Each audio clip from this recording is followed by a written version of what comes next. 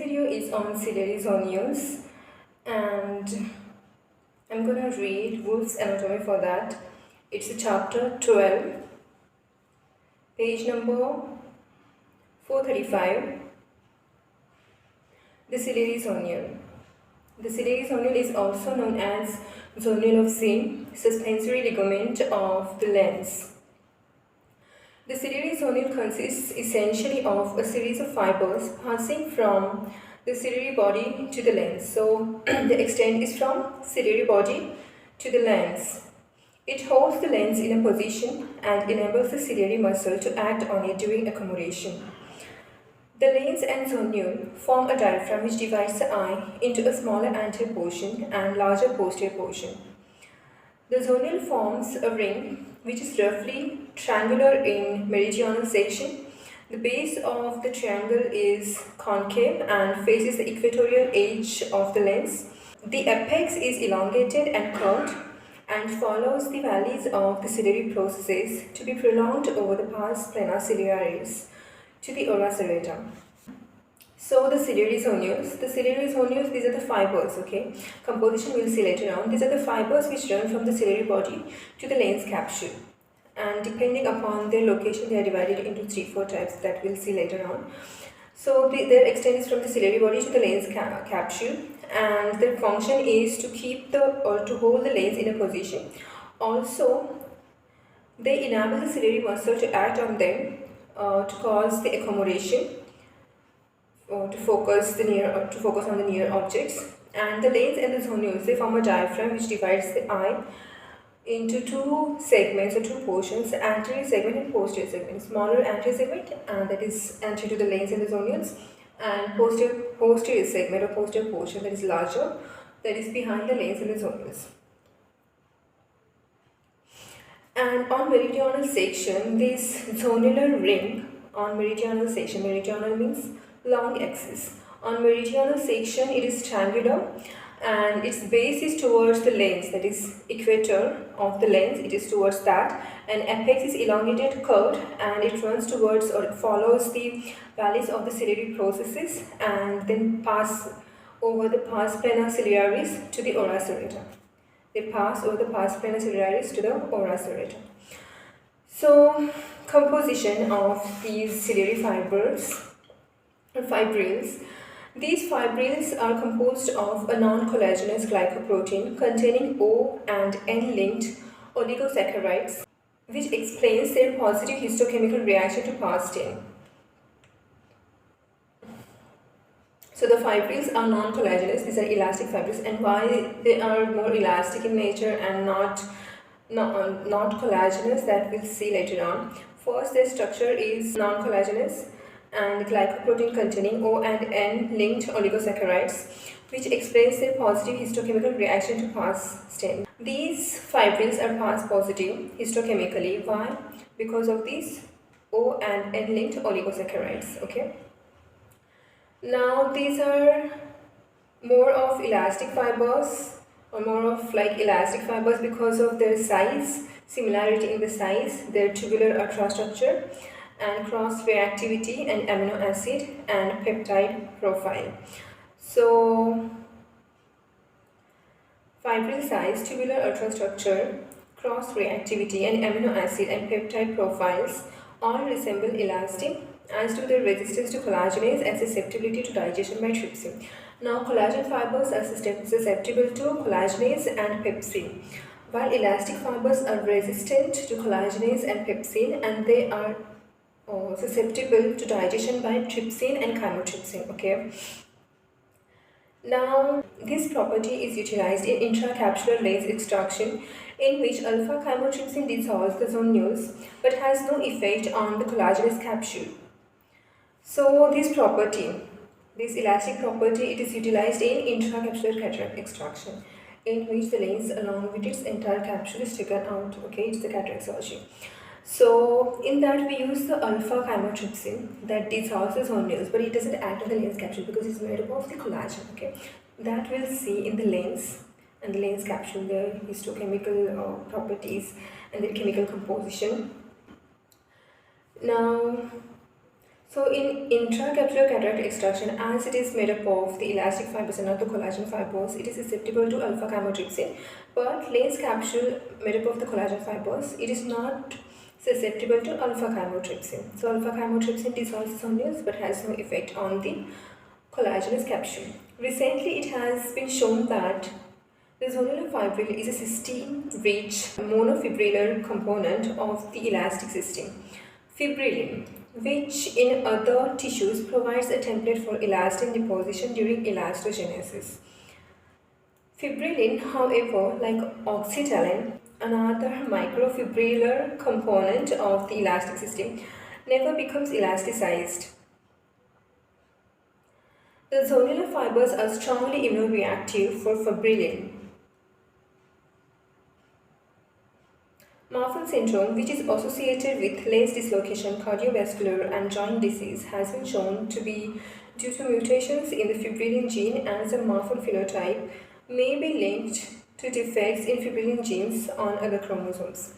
So why the composition of the zonular fibers are important? Because they have two clinical significances, or we can say two things which are important. In two situations, we can apply their composition clinically.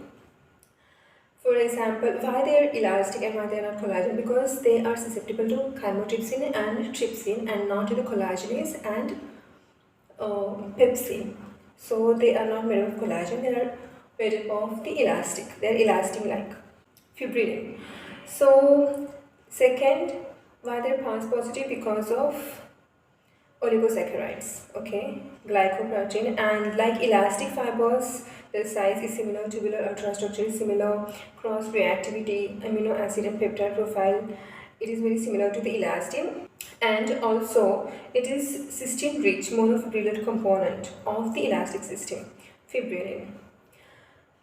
And the applied clinical anatomy of chemical composition of the zonular fibers. First is, during intracapsular cataract extraction, we use the alpha chymotrypsin to dissolve the zonules so we can extract the lens along with its entire capsule out.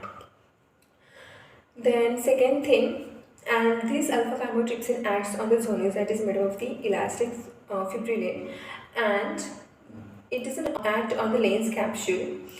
Because anyways we are taking out the lens capsule. It doesn't act on the lens capsule because lens capsule is made up of the collagen. Okay. So second thing is Marfan syndrome. Marfan syndrome, there is mutation in the gene related to the fibrillin. Okay.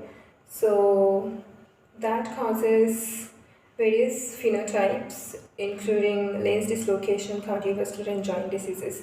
And Marfan syndrome I'll be talking about after this video on the Ciliary Zonules. Now next paragraph I'm gonna read, I'm not gonna repeat because it's like on the numbers. Each zonular fiber is composed of fibrils averaging 10 nanometer in cross section, 8 to 12 nanometer, and tubular in profile. They show a microperiodicity of 12 to 14 nanometer or occasionally 40 to 55 micrometer when the fibrils are densely aggregated. Granular and finely fibrillar material can be demonstrated in and between the fibrils using cationic dyes which stain for polysaccharides. Rotary shadowing shows that individual fibers consists of beads 29 nanometer wide held together by about 4 filaments 3 to 6 nanometer in diameter. The beads have a periodicity which varies from 30 to 57 nanometer from fibril to fibril, which may be an expression of the elastic properties of the fibrils. Similar features have been observed in other tissues. I don't think it's very significant clinically, so I'm not gonna repeat that. Although it can be seen that main components of the suspensory apparatus run a more or less complex but continuous course from the ora serrata to the edge of the lens, it is useful to keep in mind four main topographic zones: the pars orbicularis lying on the pars plana, the zonular plexus between the ciliary processes, the zonular fork, the point of angulation of the zonule at the midzone of the ciliary valleys, and the anterior equatorial and posterior limbs of the zonule. Also there is hyaloid zonule. Okay, so this paragraph is important. What they are saying that these zonules they are from the ciliary body to the lens, but they also run from the ora serrata to the lens. Okay, so depending upon the location, topographically, there are four zones. First is pars orbicularis, that lies on the pars plana. Then zonular plexus, that lies in between the ciliary processes. And then zonular fork. Zonular fork, it has got angulation in the midzone of the ciliary processes. Okay, and then the four limbs. Okay, four limbs of the zonule: anterior, that is pre-equatorial, then equatorial, then post-equatorial or posterior limb, and also there is hilar zonule. Okay, structurally, the anterior zonule runs mainly from the pars plana to the pre-equatorial lens. So pre-equatorial, obviously, as the name suggests, from the pars plana to the pre-equatorial lens, but it is supplemented from the pars plicatum. While the posterior zonule runs chiefly from the pars plicatum to the post-equatorial lens, and it is supplemented from the pars plana. The equatorial zonule passes from pars plicatum to the lens equator. The hilar zonule is a flimsier structure and can be imagined as being plastered as a thin layer deep to the main suspensory apparatus to run a course from pars plana to the lens at the edge of the patellar fossa, where it attaches to the hyalocapsular zonule corresponding to the annular fibers of Wiegers ligament. Okay, so these limbs of the zonular fibers, pre-equatorial, that is anterior equatorial, then posterior, that is post-equatorial, and hilar zonule. So anterior zonule or pre-equatorial zonule, as the name suggests, runs from the pars plicatum to the pre-equatorial region of the lens capsule, supplemented by the pars plicatum. Then second is equatorial. Equatorial from the pars plicatum to the lens equator, and then third is posterior limb, that is post-equatorial fibers. They run from the pars plicatum to the post-equatorial region of the lens capsule, supplemented by pars plana. Okay, now hilar zonule. Hilar zonule, it runs from the hyalocapsular ligament to the pars plana. Okay, so what is hyalocapsular ligament? Hyalocapsular ligament, see the name, hilar and capsular. So hilar related to the vitreous and capsule related to the lens capsule. Okay, so hyalocapsular ligament means there is a patellar fossa. It is the vitreous, okay, this vitreous. This is the posterior part, this is anterior part. Anteriorly there is a fossa here, and in this fossa, it accommodates the lens, okay, which is accommodates the lens, and this fossa is called as patellar fossa. And in between the lens and this patellar fossa, or the anterior vitreous membrane, there is a space. It is called as Berger space, that we'll see later on in the vitreous anatomy.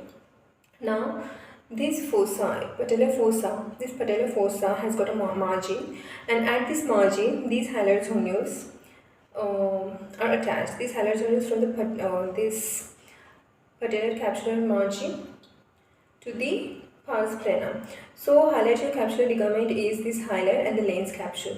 This adhesion is not distinct anatomically, and it is said to be stronger in young individuals and weakens with the age. Okay, so hyalocapsular ligament, that is the condensation of the vitreous here near the patellar fossa margin, and it is said that it is adherent to the lens capsule here. Okay, so hyalocapsular ligament, also known as ligament of Wiegers, W-E-I or W-I-E, let me see. W-I-E-G-E-R apostrophe S. Okay, so that was about the different limbs of the zonules. Now, scanning electron microscopy has contributed greatly to our understanding of the anatomy of the zonule. The vast majority of the zonules arise from the posterior end of the pars plana up to 1.5 mm from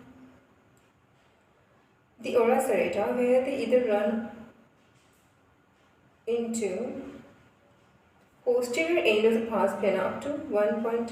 Okay, the majority of the zonules arise from the posterior end of the pars plana up to 1.5 mm from the ora serrata, where they run into its inner limiting membrane without entering the cytoplasm of the underlying cells, or become continuous with fibers of the anterior vitreous. Most fibers arise as bundles of 2 to 5 fibrils which blend with the basement membrane of the non-pigmented epithelium of the pars plana.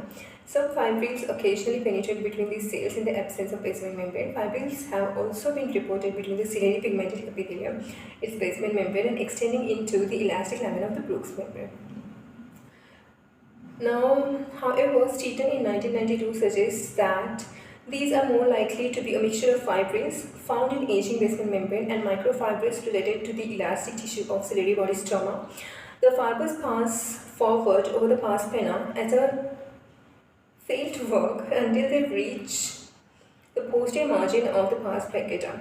Here they segment into the zonular plexus which pass through the valleys between the ciliary processes to whose lateral walls they are closely attached.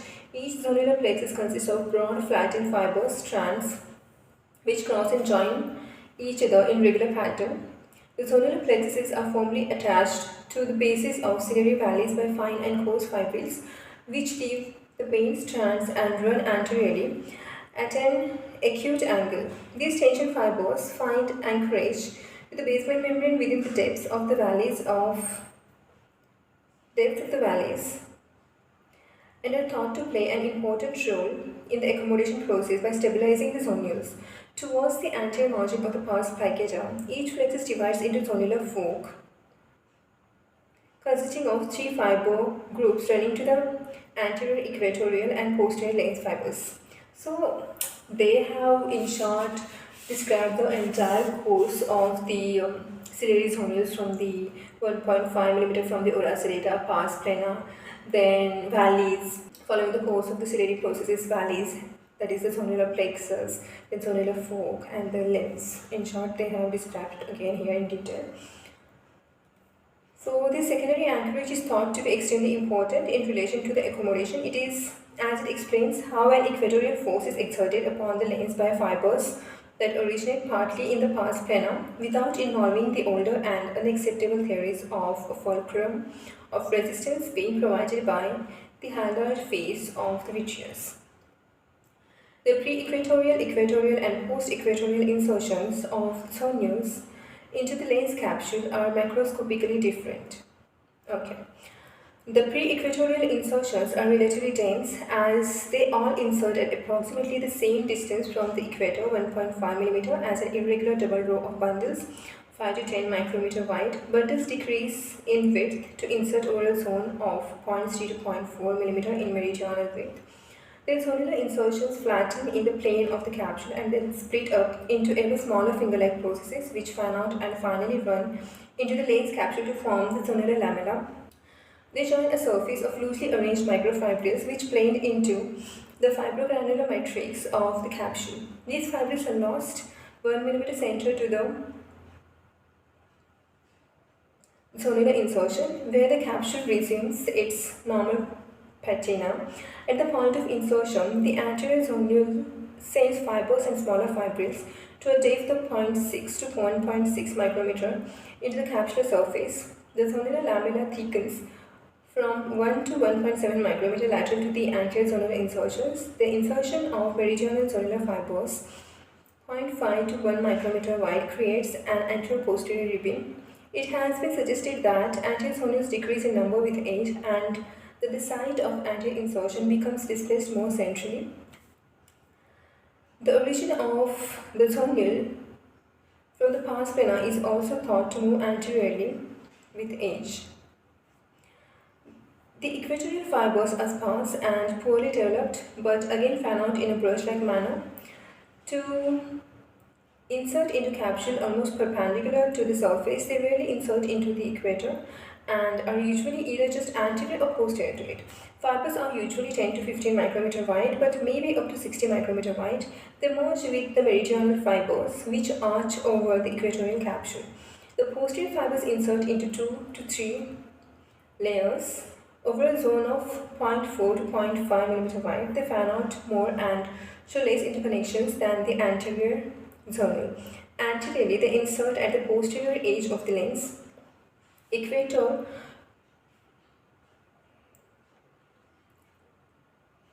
posterior edge of the lens equator close to the margin of the lens epithelium. Posteriorly, they extend about 1.25 mm from the equatorial margin. The fibers of the zonule insert into the capsule to a depth of about 2 micrometer.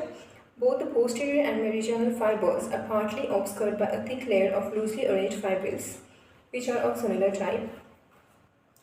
The post-equatorial fibers appear relatively less well developed than the anterior ones, but this is probably illusory and results from the fact that they insert into the capsule at a variety of levels, with the hyaloid zonules being most central. Okay. The hyaloid zonule is a single layer connecting the anterior hyaloid at the border of the patellar fossa with the pars plana and pars baccata.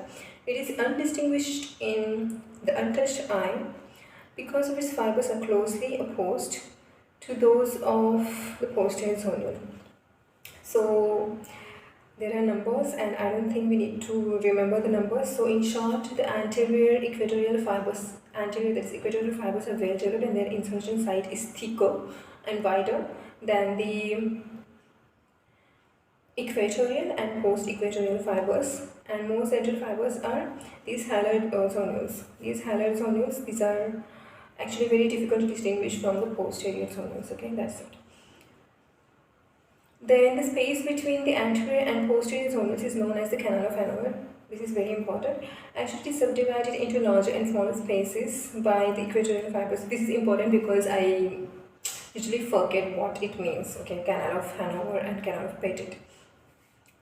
So the space between the anterior and posterior equatorial fibers of the zonules is called as Canal of Hannover, and obviously in between this equatorial zonule. So the Canal of Hannover is divided into two portions because of this equatorial zonule. And Streeter in 1992 has speculated that the mucoid character of the zonular fibers might offer a diffusion barrier between the posterior chamber and the vitreous. The space between the hyaloid zonule and the posterior zonule is the Canal of Petit. Okay, the space between the hyaloid zonule and the posterior zonule, that is post-equatorial fiber and the hyaloid zonule, is called as Canal of Petit. The arrangement of the zonular fibers is shown in the figure 12.43. These fibers with their relatively large interspaces give rise to the dentations of the lens equator with the crests corresponding to insertions and the valleys between. So, two spaces in this paragraph, two things to remember: Canal of Hannover and Canal of Petit. Canal of Hannover is between the anterior and the posterior zonule, that is pre-equatorial and post-equatorial zonules, and equatorial zonules, they divide the space into two regions. Then that was about the Canal of Hannover. The Canal of Petit. Canal of Petit is present between the posterior zonule and the hyaloid zonule. Okay, that's it. A narrow band of fibers extends forwards on the lens capsule from the point of attachment of the hyaloid zonule to the point of insertion of the posterior zonule. This hyalocapsular zonule probably corresponds to the ligament of Wiegers, and its fibers are mainly radial. Okay, radial. Where it joins with the anterior hyaloid membrane at the rim of patellar fossa, there is circular band of fibers. There is similar attachment of the anterior hyaloid to circular zonular girdles. Anterior and posterior orbicularis bands of Decker.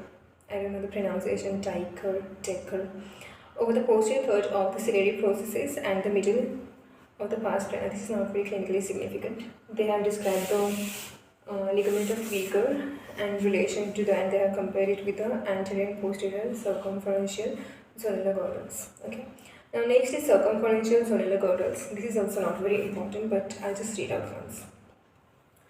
A few flimsy circumferential structures lying in the relation to the ciliary body have been noted by Eisner in 1975. The anterior ciliary girdle lies over the ciliary crests and arises from branches of the posterior zonular bundles.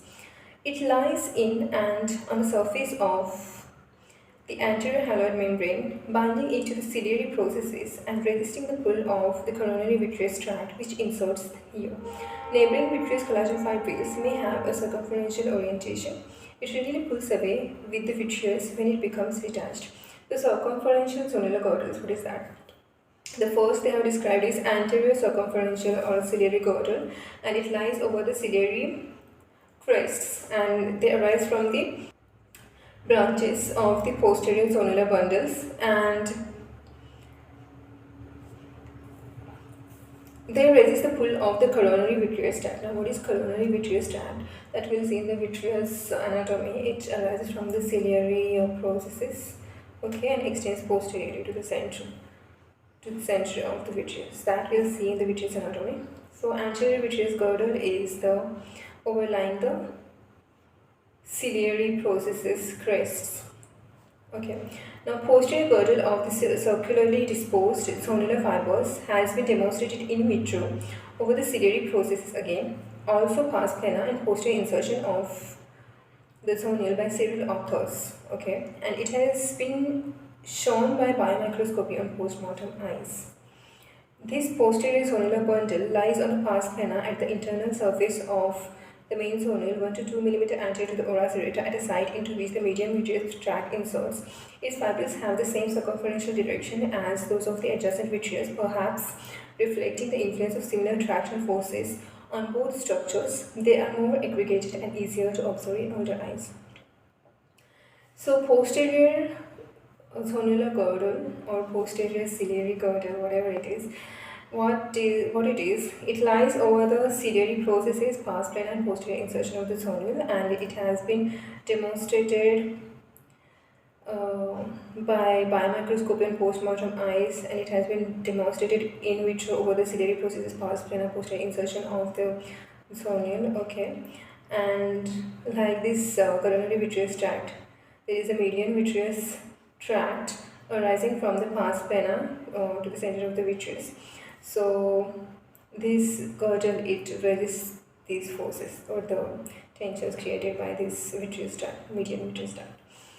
Now, aberrant zonular fibers. The zonular fibers, these are aberrant, okay, not normal or not found in everyone. These are separate from the main zonular streams. These are commonly found close to the ora serrata. These are near the ora serrata. These aberrant zonular fibers are near the ora serrata in relation to retinal abnormalities. So these are more common in retinal abnormalities like zonular traction tufts first, meridional folds second, third is enclosed ciliary base, and fourth is peripheral rosettes or granulation. So these are the aberrant zonular fibers are more commonly near the ora serrata, and these are found in association with the retinal abnormalities like zonular traction tufts, meridional folds, then enclosed ciliary base and peripheral rosettes or granulation. Some zonular bundles may also pass back across the ora into the vitreous at all ages without attachment to the ciliary body. And some zonular bundles are there, zonular fibers. They pass from the ora serrata into the vitreous, but they don't attach to the ciliary body, any portion of the ciliary body. Now, after the second decade, occasional bundles of fibrils may be found in the equatorial capsule. These are believed by some to represent deep zonular insertions. However, no connection with the zonules has been demonstrated. Some material shows a banding at 45 to 55 nanometer and resembles fibrillar material found in aging basement membranes.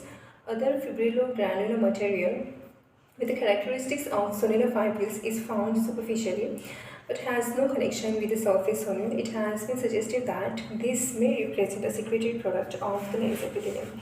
So, age-related changes, okay. After the second decade, we can see there are some bundles of the fibrils in the equatorial capsule, and they show a banding at around 45 to 55 nanometer, okay. And they don't have, but they found no connection with the zonules, okay. Other type of fibrillogranular material like zonular fibrils, it was found superficially, but it showed no connection with the surface zonules, okay, and it has been suggested that this may represent a secretory product of the lens epithelium, okay. Now, aging of the zonule. The fetal and infantile zonular fibers are finer and less aggregated than in the adult. Finer, less aggregated than in the adult. Richer in proteoglycans. In the elderly, the fibers are finer and more sparse, especially the meridional ones, and they rupture more readily. Okay, so in fetal and infantile patients or human beings, The zonular fibers are finer and less aggregated and rich in proteoglycans, while in elderly these are finer, okay, these are again finer, sparse, especially the meridional ones, and they rupture readily, okay, more readily. In the first 2 decades of life, the zonular attachments are narrow. With the time, they broaden and move more centrally, both anteriorly and posteriorly. Anteriorly, the zonal free area of the capsule reduces from 8 mm at age 20 years to 6.5 mm in the 8th decade, or as low as 5.5 mm, so that the insertion may intrude into the region selected for capsulotomy during extracapsular cataract surgery. So what they are saying that in the first 2 decades of the life, the insertion of the zonules on the lens capsule, it's like a narrow band, but they extend anteriorly, posteriorly, even the centrally with time, and then sometimes even they can reach up to the 5.5 mm margin of the lens capsule anteriorly, leaving the 5.5 mm central area of the lens zonal free, okay, zonal insertion free. So that is very important because the capsulotomy, you know, ideal capsulotomy, it is 6 to 7 mm, depending upon the type of surgery also it is. So that is very important clinically, the zonal insertion. It extends as we age. In childhood, the anterior haloid membrane is closely attached to the whole posterior zonular insertion and the lens. Okay, so anterior haloid membrane, it is closely attached to the posterior zonular insertion and the lens. In the adult, anterior haloid membrane may be peeled back to the zonular insertion. We can peel back the anterior haloid membrane to the zonular insertion. Okay, its strongest point of attachment at all ages. During intracapsular extraction, a superficial flap or even the full thickness of lens capsule may be separated by this attachment, the posterior zonular complex and the circumferential complex. Okay, in childhood, we know that the anterior haloid face, it is in close contact with the posterior zonular fibers and the lens. So usually we go for the vitrectomy during the cataract extraction, capsulotomy, vitrectomy. So that's clinical significance. And in adults, we can just peel back the anterior haloid membrane from the zonular insertion. Okay, so during intracapsular cataract extraction, most of the zonular complex is torn from the capsule. Intracapsular cataract extraction, most of the zonular complex is torn from the capsule with only the tips of anterior zonular insertions and a few meridional fibers remaining. The zonule may also tear partially during extracapsular cataract surgery with rupture or a preferential separation of the posterior and meridional fibers from the capsule. About 5% of these dehiscences may be detected at the time of surgery, occurring during the removal of lens material as traction is applied to the zonule.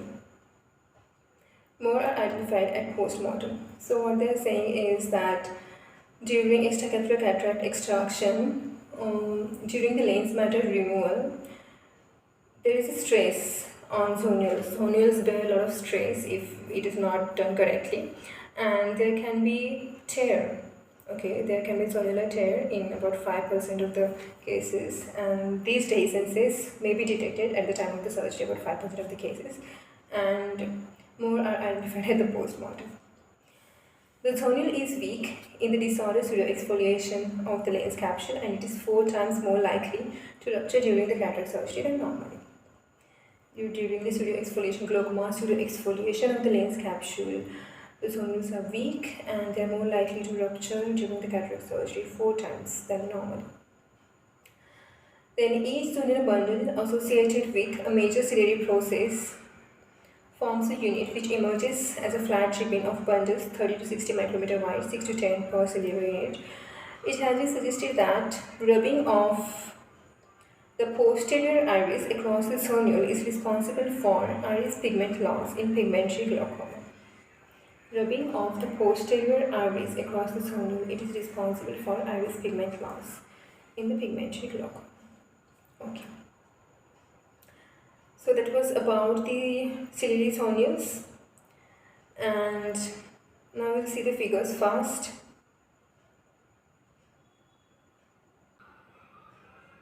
Figure 12.41. Light micrograph of a meridional section of the anterior segment to show the drainage angle, iris, length, and ciliary body. AC stands for anterior chamber, CP ciliary body, CP ciliary processes, VF which is face, ZA anterior zonule, ZP posterior zonule, 1 posterior chamber, 2 canal of Hannover, and 3 canal of Petit. So we can see this is anterior chamber AC, IR is iris root, 1 is what? Posterior chamber, okay. 1 is posterior chamber, 2 is the Canal of Hannover. Canal of Hannover is between the anterior and posterior zonules. It is pre-equatorial and post-equatorial zonules, and divided into 2 regions by the equatorial zonules. Then third is Canal of Petit. Canal of Petit is between the post-equatorial, that is posterior zonule, and the hyaloid zonules. CP ciliary processes, CP ciliary body, ZP posterior zonules, VF which is face. ZA is anterior zonule. Now figure 12.42. Schema for the accommodating mechanism according to Rohan. Accommodating eye ciliary muscle contracted, forming an edge.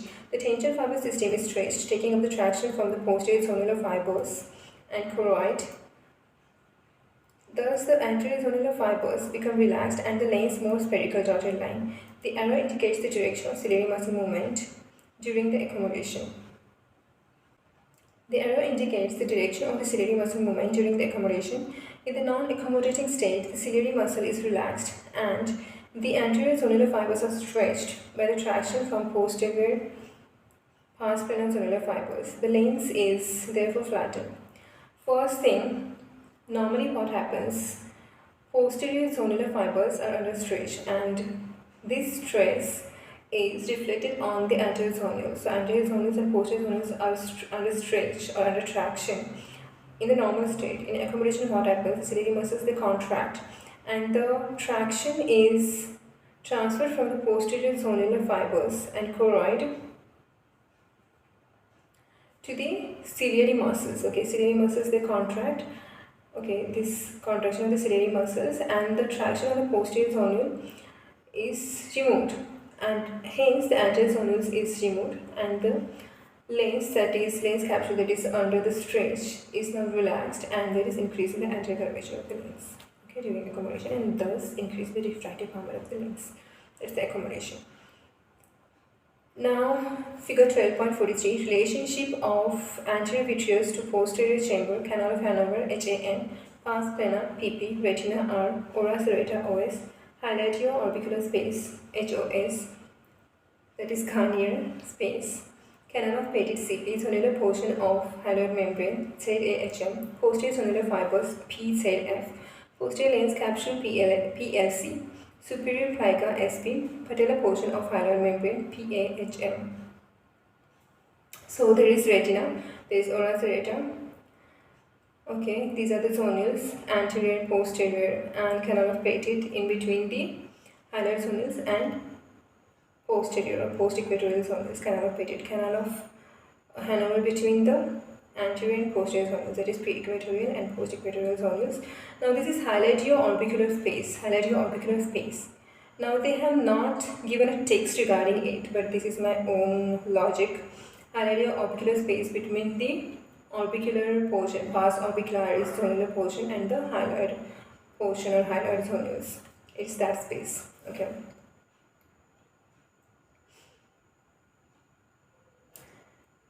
Now figure 12.44, drawing of the inner aspect of the ciliary body to show the pars plica A and pars plana B.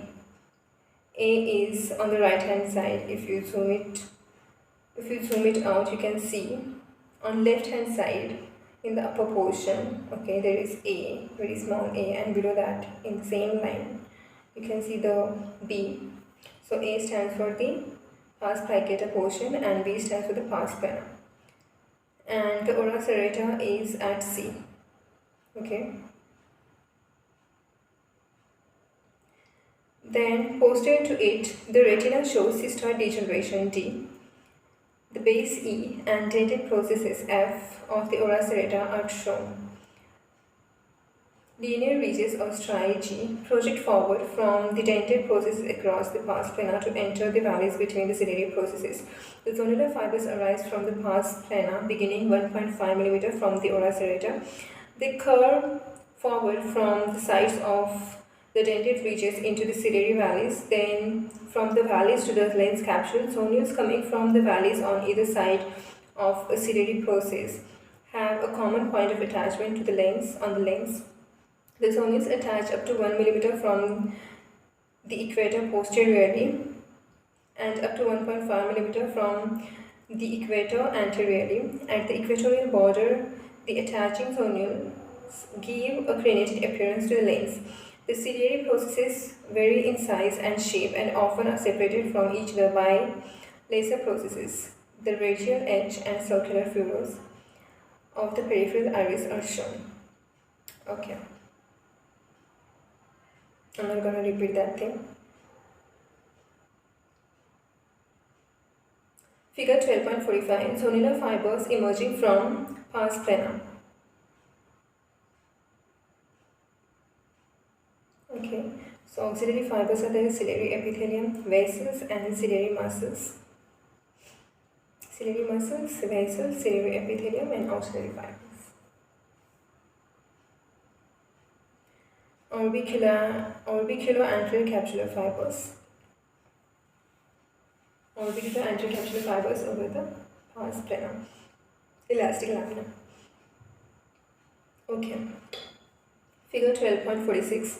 Scanning electron micrograph of zonules passing through the valleys in the pars placata. The zonules head pass between the ciliary processes C and then divide into three main systems at the zonular fork F before reaching the surface of the lens. At the posterior margin of the ciliary processes, the zonular fibers rearrange themselves to form a series of zonular plexus SP. As we know, the zonular plexus and zonular fork. Zonular plexus is in between the valleys of the ciliary processes. Angulation is fork and the limbs. Now,